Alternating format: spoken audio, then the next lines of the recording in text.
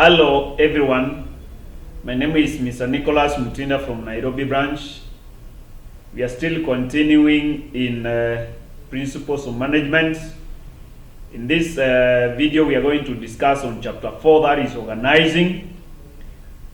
And we will be defining what we mean by organizing, what are the processes, what are the benefits of organizing, what are the stages, what are the steps. And then later we'll look at organizational structures and their uses, and then go discuss on delegation of authority, and then we wrap up the chapter with centralization and decentralization. Now, why is it important for us to understand about organizing? Organizing is very essential in the organizational setup. It not only helps us to ensure that there is harmony in the organization, but it also enables us to ensure that we are able to achieve the organizational objectives effectively and efficiently. As we are going to see, it is organizing that ensures that there is order in the way the organization runs. As we are going to see, it is organizing that helps us to achieve our organizational objectives. Because remember, in the first function of management, one of the functions of management we discussed earlier, we discussed about planning. We may have good plans, excellent plans, but if we don't organize well, those plans will always remain plans. So when you are talking about organizing, we are simply talking about how do we ensure that those plans are put in action? How do we ensure that there is order? How do we ensure that there are enough resources? How do we ensure that the resources are distributed? How do we are allocated efficiently in order to ensure that we achieve and we actualize those plans? So I want to welcome you to continue viewing. We'll start on 4.1, definition of organizing. And probably if you have not subscribed to my channel, kindly do that. You can only subscribe by clicking on the subscription button there below the video. Otherwise, welcome. So what do we mean by organizing? Definition of organizing, 4.1. Definition of organizing. What do we mean by organizing? And in the layman's language,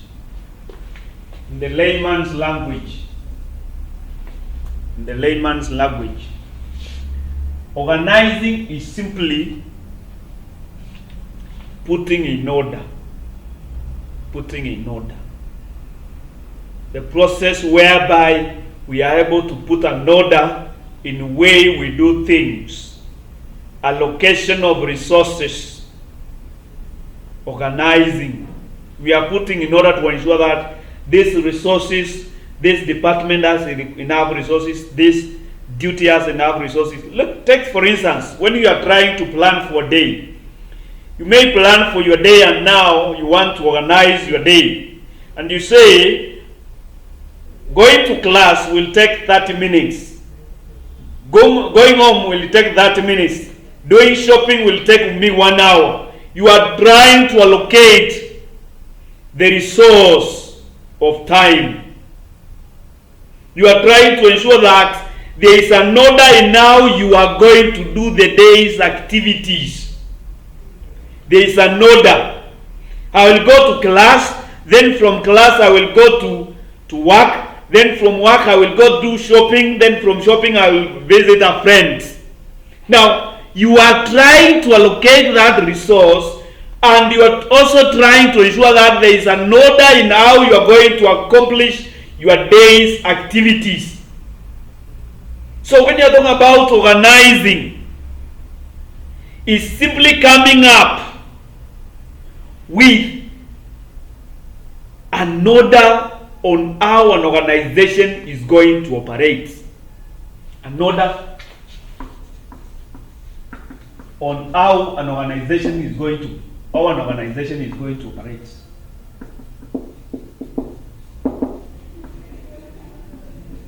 So when we talk about organization, organizing is the process of defining essential relationships.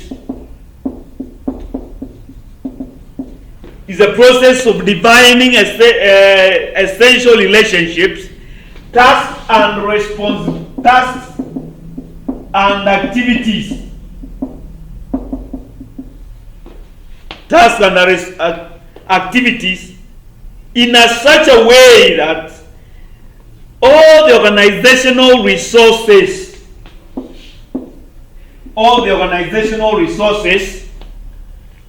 are integrated and coordinated to accomplish objectives efficiently and effectively.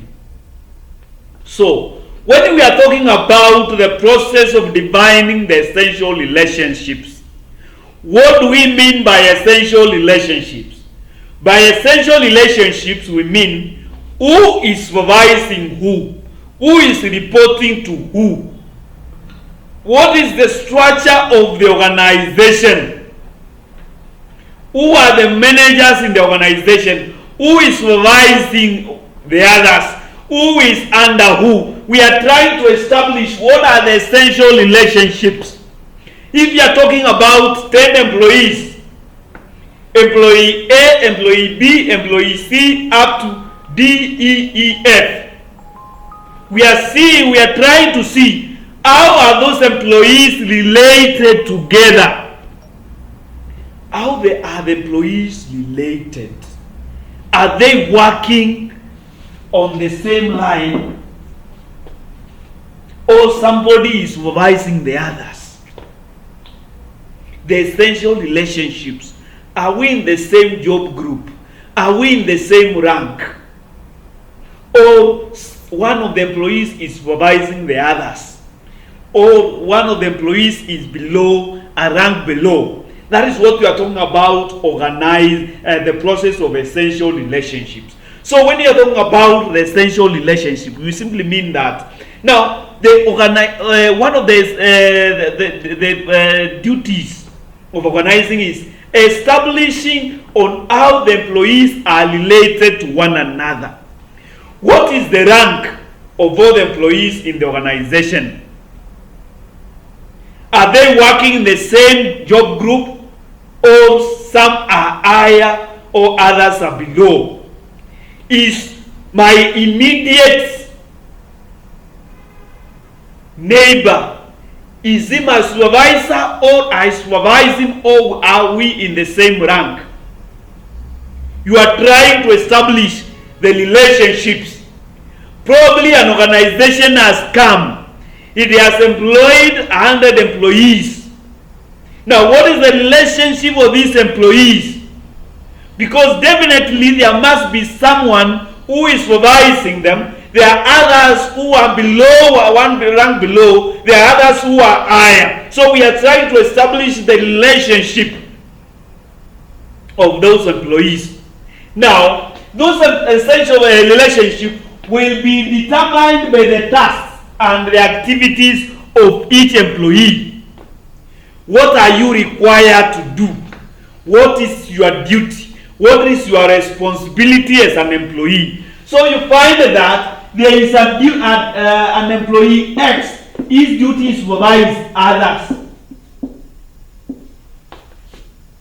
If you are talking about employee Y, this guy is probably cooking. So the duty and responsibility of employee Y is determining this relationship with employee Y, X. Sorry. So we are coming up. What are we? What are the duties and responsibilities? What are the tasks and activities to be done? We are organizing. Remember, our end goal is to ensure that there is order in the organization in order to achieve the organizational objectives. Now, how do we we integrate? How do we integrate all the resources in the organization in order to be able to achieve the organizational objectives efficiently and effectively? How we integrate is determined by how we organize. Now, if you are talking about, let's take for instance, a restaurant.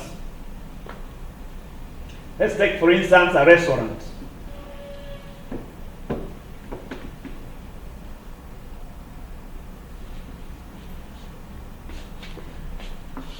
A restaurant. We want to establish a restaurant. So when we establish a restaurant, we identify the activities, the tasks and activities. There is cooking. There is washing of dishes.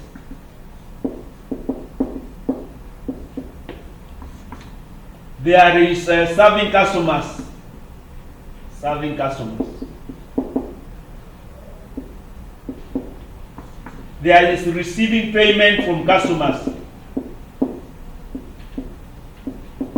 There is going for potatoes, all the raw materials.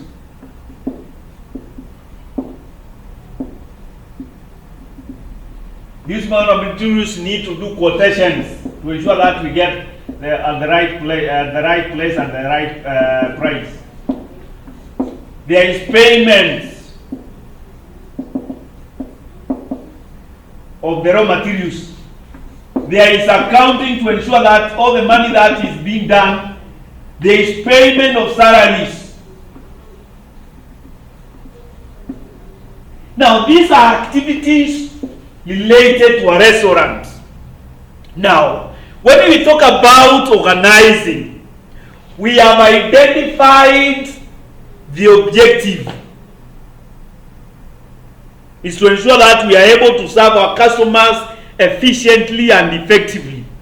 That is the organizational objective of the organizational objective of the organization. That is the objective, that is the goal of the organization. Now we have come up with the activities. These are the activities. Now we group these activities into related tasks.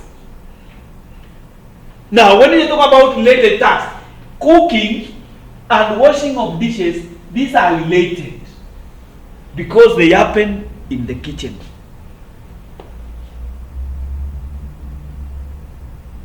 Now, serving of customers and receiving of payment from customers are related.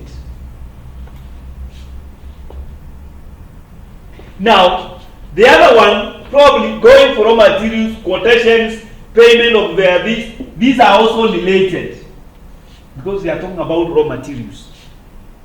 And then now, accounting, payment of salaries, and those others, budgeting. Now, they are also related. Now, having said that, remember we are trying to ensure that there is order in the organization. Now, having said that, we have identified these activities. So, these activities, how many people can do cooking? Probably the chef. We need somebody to do washing. Somebody to wash dishes. Now we come here, serving customers and receiving payments. Can it be done by just one person? Probably we may, depending on the nature of the organization, depending on how big the organization is, how big the restaurant is, we can have probably different people.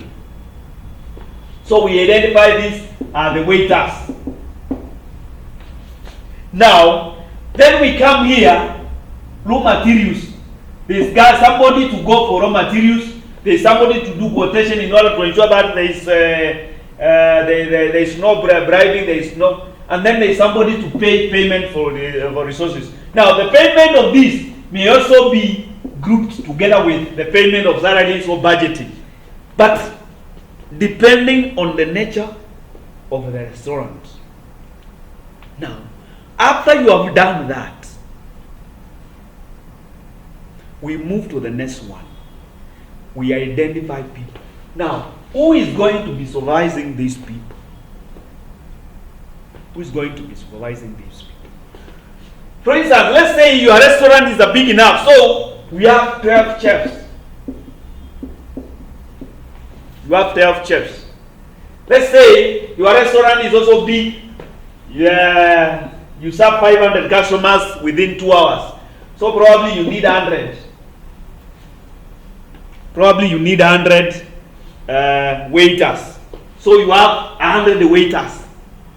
Then here, the people who are going for raw materials, let's say you have 50. And then the accountants may be 10. Now, in this case, for the chefs, you will have somebody who is in charge of chefs, who is supervising the chefs. At the tellers, you will have supervisors, because definitely 100 people cannot be supervised by one. Probably you may need 5 supervisors. Then you allocate them tables. You are going to supervise this side. You are going to supervise this side. You are going to supervise this side, and you are going to supervise this side. Those are 4. So each will supervise 25 waiters. Now you come to here, 50. Those guys who are in charge of going for raw materials, ensuring that we have enough milk, we have enough potatoes, we have enough beans, we have enough, all those 50. This can be supervised by one person. And then now an accountant can be supervised by one person. Now, so we have the chefs, we have the waiters, we have the guys in charge of supplies, and then we have the accountants. Now, we have increased, gone at a higher level, there's a rank of supervisors. So, in this case, now we have the waiters, they have their supervisor. These supervisors are 4. So you can come up with a manager in charge of waiters, with whom the waiter will report to the supervisor, and the supervisor will report to the manager in charge of that department of waiter. Now, we have somebody who is in charge of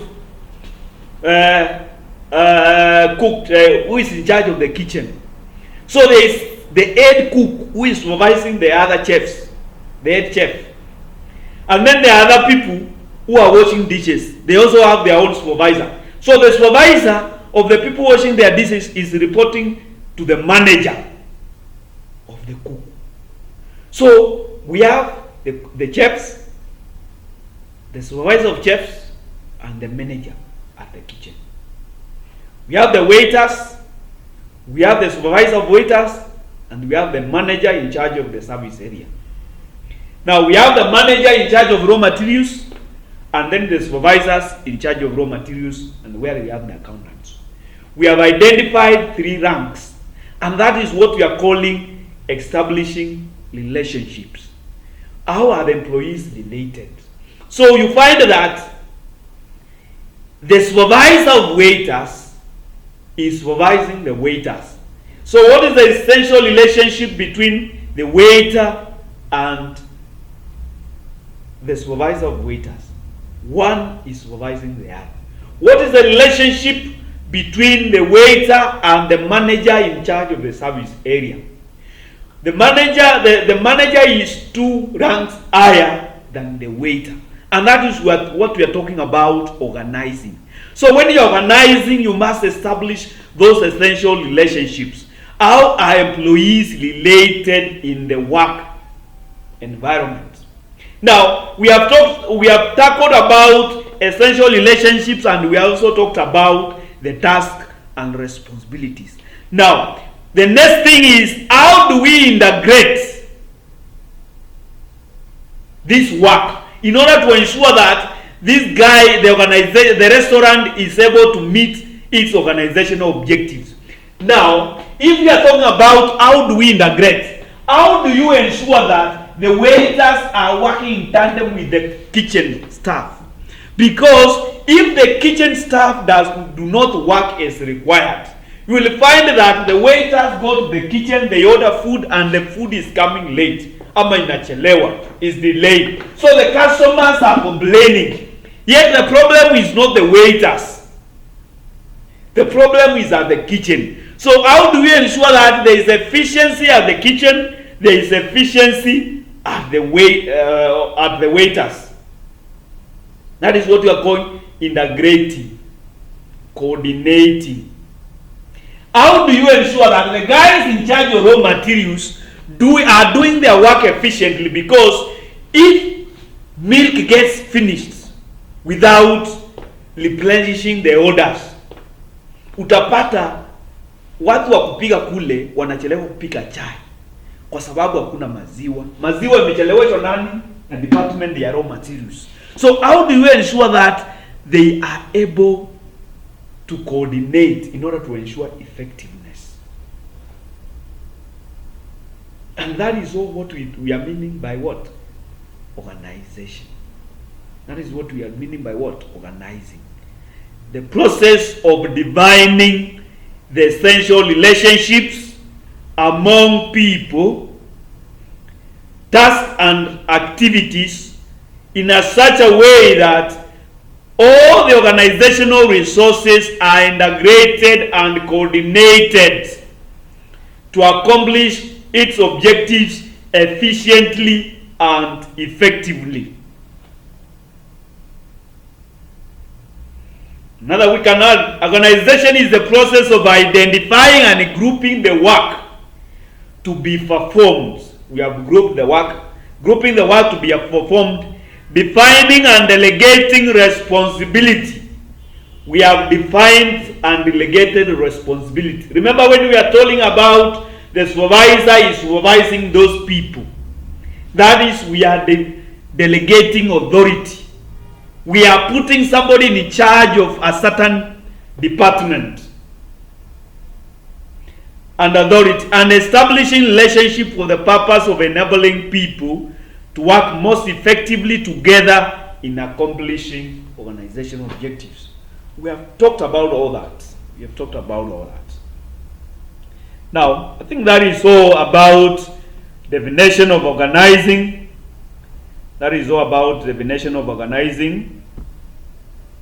So we can move to 4.2. And even before we can look at quickly, before we move to 4.2, what are the benefits of organizing? What are the benefits of organizing? What are the benefits of organizing? Very quickly.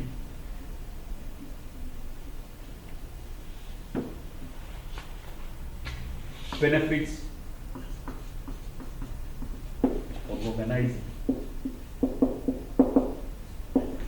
Number one, it increases efficiency in the organization. Remember, it increases efficiency. Look at what we have done. Supposing now somebody who is doing waiter, ndiye anaenda kupakua chakula kule jikoni. Kila mtu anajipakulia chakula yake, alafu ana serve customer. Unaenda unachukua customer kwa order, unachukua order kwa customer. Unaingia jikoni, ameitisha maragwe na mandondo na chapo, unajipakulia na unatoka. Yule mwingine anakuja. You find it is not effective. It is not efficient. So one of the benefits of organizing is that it increases organizational efficiency. Number two, it harmonizes employees' individual goals with the overall objectives of the organization. What are the individual goals? What are the employees' goals? You harmonize them with the overall objectives. An employee, his goal is to ensure that he's a good service, he's a good waiter. How are you able to ensure that this is in harmony with the overall objectives of the organization? Another thing is it simplifies chain of command. You can imagine 100 employees. For instance, in a restaurant, we had 100 waiters, 12 chefs, we had 50 guys in charge of supplies, and we have 10 accountants. How many are those? 100, 150, 162, 172. and they are being supervised by one person. What is the chain of command there? Will it be effective? Can one person supervise 172 people effectively and efficiently? So it makes a chain of command to be effective. Another thing, we are able to optimally exploit the employees' skills, experience, and potential. I am good in chef. I'm a good chef. So if I'm good in chef, let me be put what? To do the things concerning chefs. Wacha nikapike kule. I'm good in being a waiter, in serving people. I will not be put in washing dishes. Sitakuwa nachanganya because I'm doing. So you ensure that you are able to optimize the employee skills, the employee experience, the employee trainings. Now let's move to 4.2. What the main principles of organizing? Principles of organizing.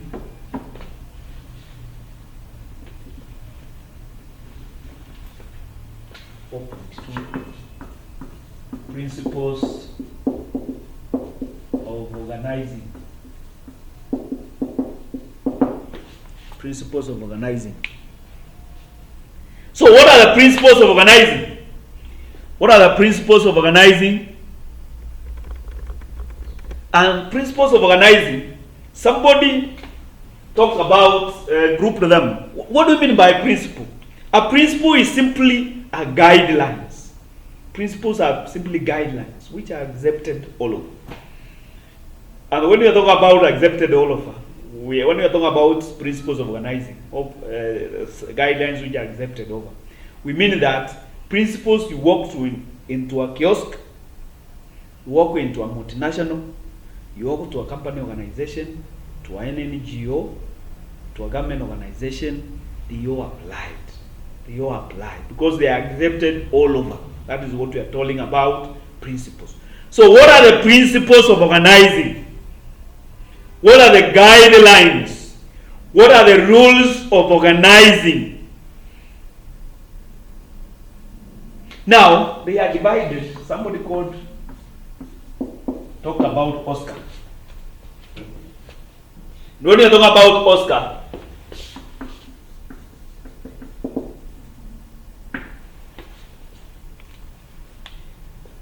O stands for objectives. So one of the principles of organizing is that organizing is guided by the organizational objectives of the organization. It's guided by the strategic objectives of the organization. What are the objectives of the organization? So we will organize being guided by the objectives of the organization. If you are talking about probably your life, because these things do not only apply in the organization, it's only that we are learning about organization, but they also apply in our individual life. So, how are you going to organize your life? How are you going to organize your day? It will be basically guided by your objective for the day.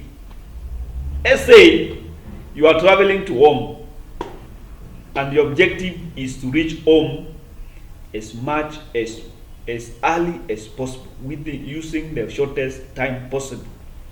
The objective is what? To reach home using the shortest time possible. Now, in that case, you will organize your day based on which one guarantees me to reach home in a very short time possible. You may be guided by another objective, using the minimum bus fare, using the minimum cost as much as possible. So in that case, you will not be interested in luxury. You will not be interested in the things that enable you to reach home early. You are interested in what? Which one will take me the shortest cost? Not the shortest, the minimum cost. Now, what are the objectives of the organization? They are the ones that will guide us. Are we talking about serving as many customers as possible? Are we talking of ensuring our customers get the best service ever? Because there are several things. An organization, and you have seen this when you are talking about a restaurant. A restaurant is guided by serving as many customers as possible.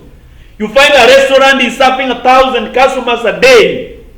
Another restaurant is not interested in serving customers 1,000 customers, because it knows that if we serve more than 500, we will dilute our quality of food, we'll dilute the quality of service. So our issue is about service, quality food. We better serve 50 customers, but they enjoy our food. That is our objective. So what are the objectives of the organization? And the objectives of the organization are the ones that will guide us in coming up with organizing. S, specialization. And here we are talking about duties and activities. Because we are talking about, we want to ensure that everybody specializes where he can do much better. So if we are talking about the restaurant, the people who can do good as waiters, let them do waiting. The people who can do good as a chef, let them do the cooking. The people who can do good in washing or utensils, let them wash utensils. Specialization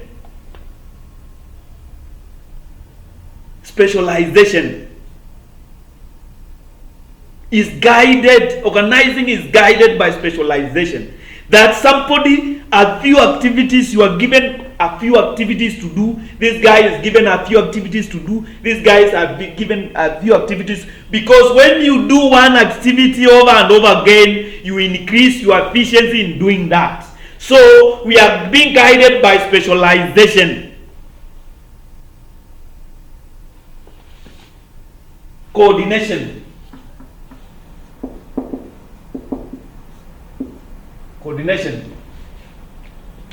How are we coordinating?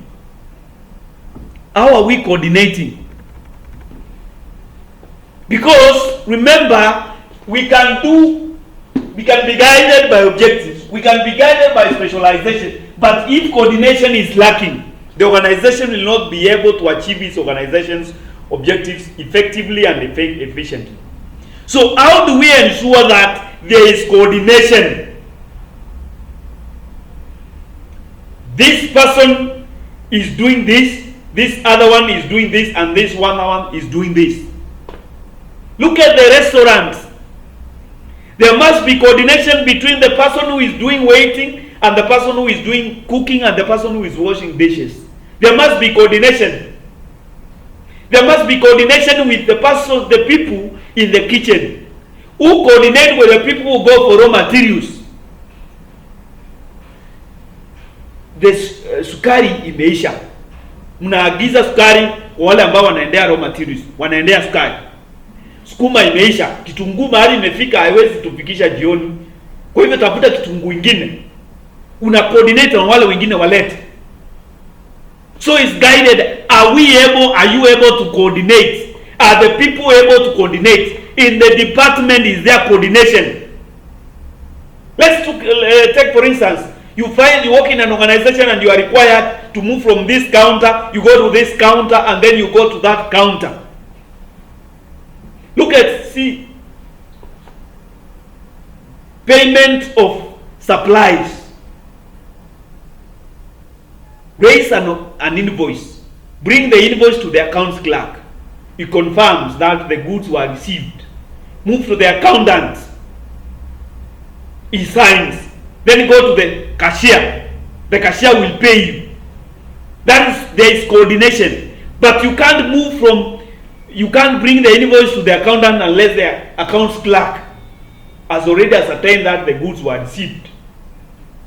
Now, if there is a problem, the accounts clerk does not coordinate with the accountant, and the accountant does not coordinate with the cashier, you will not be paid. There is a problem. The other one is authority. Do you have authority? Because we are talking about relationships. Have you been given authority? Have you been given responsibility to supervise others people? You have been given their task. You have been given the activity. Do you have the authority to perform that duty? Because definitely responsibility should be accompanied by some commensurate authority. Do you have that?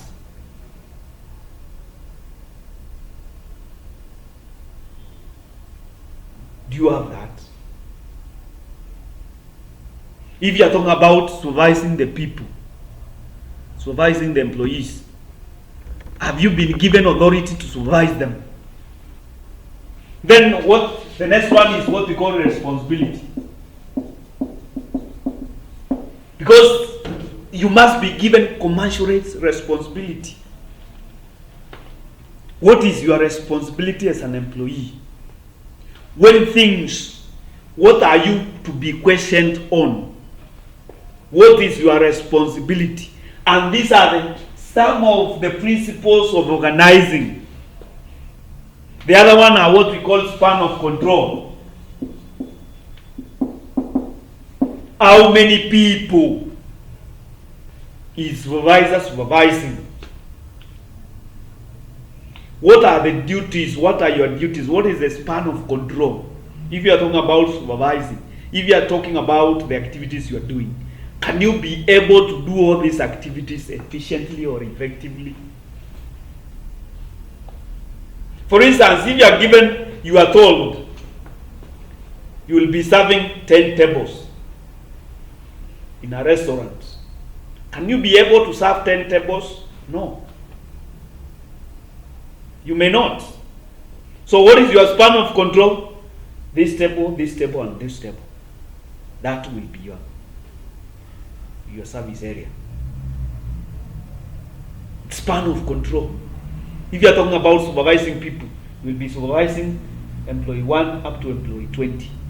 That is the only people you can supervise effectively. We add that, there will be a problem in your supervision.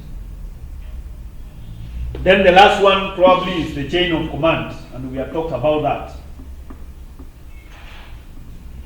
How many levels does the organization have? How many levels does the organization have? For him to reach the MD, how many levels do I need? Because there must be a chain of command. And is there a clear chain of command? Is there a clear chain of command? Now, having said that, we can move to the next one, 4.3, process of organizing. Process of organizing. And we have really explained that. The things that we have explained when I was explaining on the organization. And it's very simple. Process of organization, 4.3, process of organizing. Number one is determining the objectives.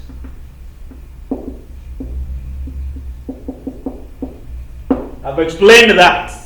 You determine the objective of the organization. It is the objective that will guide you to the activities, to the duties, to the tasks. Determine the objectives of the organization. Are the objectives to serve as many customers as possible? Are objectives to serve quality food, to have quality, to serve fewer customers in order to ensure that we don't compromise on the quality? What are the objectives of the organization? Number two, identify activities and tasks.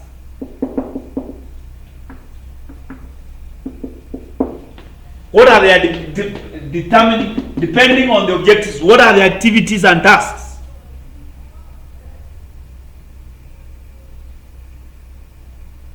What are the activities and tasks? Now, number 3, grouping these tasks.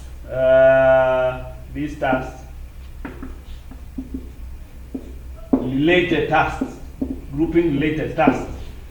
You bring the tasks which are related together, you group them. For instance, you look at the way we are doing in the restaurant: kitchen, cooking, washing dishes, waiter, serving customers, receiving payment from customers, all those things. Going for the raw materials, raising invoices, raising quotations, related activities. And this, you find this is what usually happens in the departments. Even in the other organization, you come, you determine the objective of the organization, and then you want to come up with the departments. So you identify the tasks, and then you group them. After you have grouped them, now this guy, this is this department, this is this department, this is this department, because they are doing related tasks, and somebody can be able to supervise those related tasks. Somebody can be able to do that, to revise those related tasks. Now, after you have done collecting human and material, human resources and material resources. So, what is required to do these activities? How many employees do we require to do these activities? What are the raw materials? What are the equipments we require?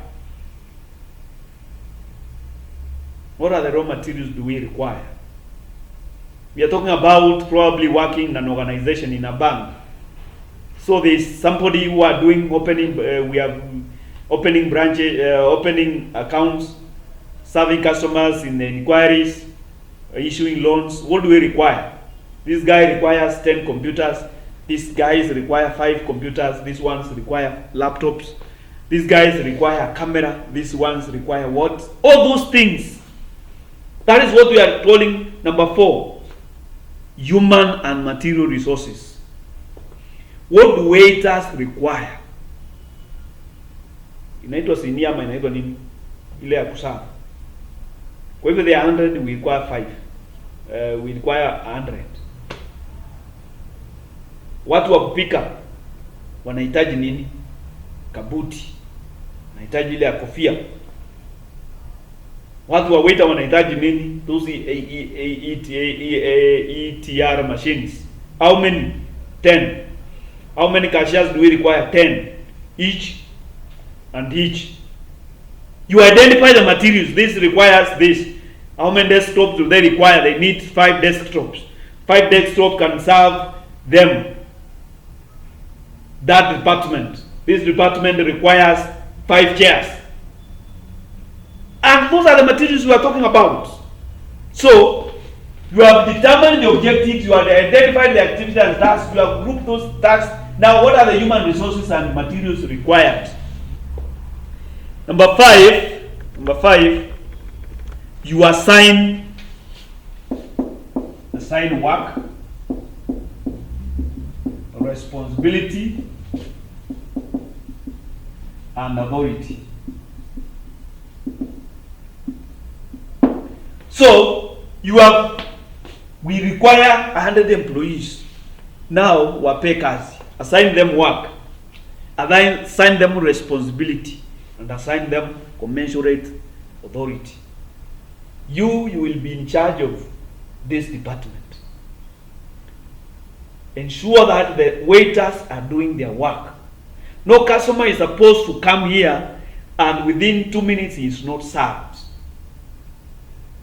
Are we clear? The supervisor says yes. You have assigned a work. Is to supervise the waiters, to ensure that the waiters are required to serve customers within 2 minutes of getting into the restaurant. the person in charge of the chef, the charge of the chefs, the cooking, ensure this and this and this and this are done. By 8 in the morning, every food should be ready, because we serve customers. We depend on customers going to work. You assign duties. You assign responsibility. You assign authority. Now, these guys you are supervising, if somebody is telling you this and this and this, kindly report him to me, or fire him, suspend him. That is the authority you are giving. Then now, designing hierarchy of relationships. So who is reporting to who? You have assigned them the responsibilities. So you, the waiters, this is your supervisor. In the case of anything, you will be reporting to her. You will be reporting to him. Designing hierarchy of relationships. In case he doesn't solve your issue, see the manager. So you report to who? The supervisor. In case the supervisor does not listen to you, or he doesn't solve your problem, go to the manager. Hierarchy of relationships. Then the other one is determining the span of control and decentralization. So this guy will be in charge of this guy will be in charge of this guy will be in charge of this guy will be in charge of this. You will be serving these 5 tables. You will be serving those 5 tables. You will be serving those 5 tables. You as a supervisor, you will be supervising these 10 waiters. 10 waiters. You will be supervising the 10 waiters. The 10 waiters are in charge of this block A. So you are in charge of that span of control. And then lastly, you set up a coordination mechanism. How are you able to ensure that there is coordination in the organization? How are you able to ensure that there is coordination in the organization? How are you able to ensure that there is coordination in the organization? And then that is all. I think that is all. That is all. And then lastly, you monitor the effectiveness. You monitor. Evaluate. How is it working? And then you are done with organizing. Then you are done with organizing. So in a nutshell, that is part 1 of organizing. That is part 1 of organizing. This video is organizing 1. So kindly we'll discuss the other 3 subtopics in the next video of organizing 2. So after you are through with watching this one, kindly look for organizing 2, and you'll be able to see the discussions of the last 3 subtopics of organizational structure and their uses, delegation of authority, and centralization and decentralization. So thank you for watching. Thank you for watching. If you have not subscribed, kindly click on the subscription button there below, and you will be able to get more of these videos. And you can also even like the video. You can like the video if you have watched it and you have really learned, you have really understood. Kindly like it. Like it. Thank you. Bye.